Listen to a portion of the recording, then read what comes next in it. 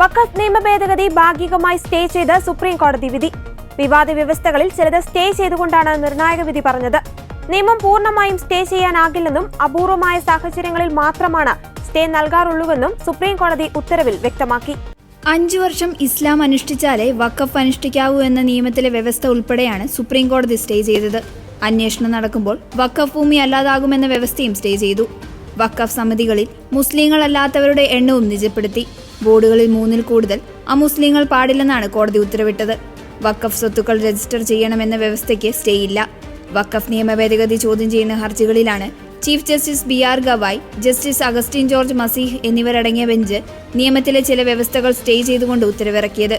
കഴിഞ്ഞ മെയ് 22-നാണ് നിയമത്തിന്റെ ഭരണഘടനാ സാധ്യത ചോദ്യം ചെയ്തുള്ള ഹർജികളിൽ സുപ്രീം കോടതി വിധി പറയാൻ മാറ്റിയത്. പുതിയ നിയമത്തിലെ വകുപ്പുകളുടെ ഭരണഘടനാ സാധ്യത ചോദ്യം ചെയ്യുന്ന മുഖ്യ വിഷയം പിന്നീട് പരിഗണിക്കും. നിയമം ഭരണഘടനാ ലംഘനമാണെന്നും വഖഫ് സ്വത്തുക്കൾ പിടിച്ചെടുക്കാൻ നീക്കമുണ്ടെന്നും ബോർഡുകളിൽ ഇതര മതസ്ഥരുടെ നിയമനം തെറ്റാണെന്നും ഹർജിക്കാരൻ വാദിച്ചു. 5 വർഷം മുസ്ലിം മതം അനുഷ്ഠിക്കണമെന്ന വ്യവസ്ഥ ഒഴിവാക്കണമെന്നും ഹർജിക്കാർ ആവശ്യപ്പെട്ടിരുന്നു. ദീർഘകാല ഉപയോഗം കൊണ്ട് വഖഫായ സ്വത്തുക്കൾക്ക് സാധുതയുണ്ടെന്നും എല്ലാ സ്വത്തുക്കൾക്കും രേഖകൾ നിർബന്ധമാക്കാനാകില്ലെന്നും ഹർജിക്കാർ വാദിച്ചിരുന്നു. അന്വേഷണം തുടങ്ങിയാലുടൻ വഖഫ് സ്വത്ത് അതല്ലാതാകുമെന്ന വ്യവസ്ഥ അംഗീകരിക്കാനാവില്ലെന്നുമായിരുന്നു ഹർജിക്കാർ ഉന്നയിച്ച വാദങ്ങൾ. അതേസമയം നിയമത്തിൽ ഭരണഘടനാ വിരുദ്ധതയില്ലെന്നും വഖഫ് ഇസ്ലാമിലെ അനിവാര്യമായ മതാചാരമല്ലെന്നും സ്വത്തുമായി ബന്ധപ്പെട്ട വിഷയങ്ങളിൽ മതാടിസ്ഥാനത്തിലല്ല തീരുമാനമെന്നായിരുന്നു കേന്ദ്രത്തിന്റെ വാദം.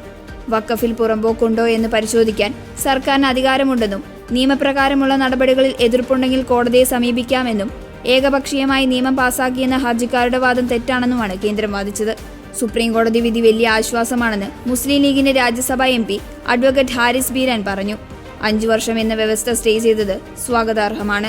ഇതോടെ നിയമത്തിന്റെ നിലനിൽപ്പില്ലാതായി. തർക്കം വരുമ്പോൾ ഭൂമി വഖഫ് അല്ലാതാകുമെന്ന വ്യവസ്ഥ മാറ്റിയത് പ്രധാനപ്പെട്ട കാര്യമാണ്.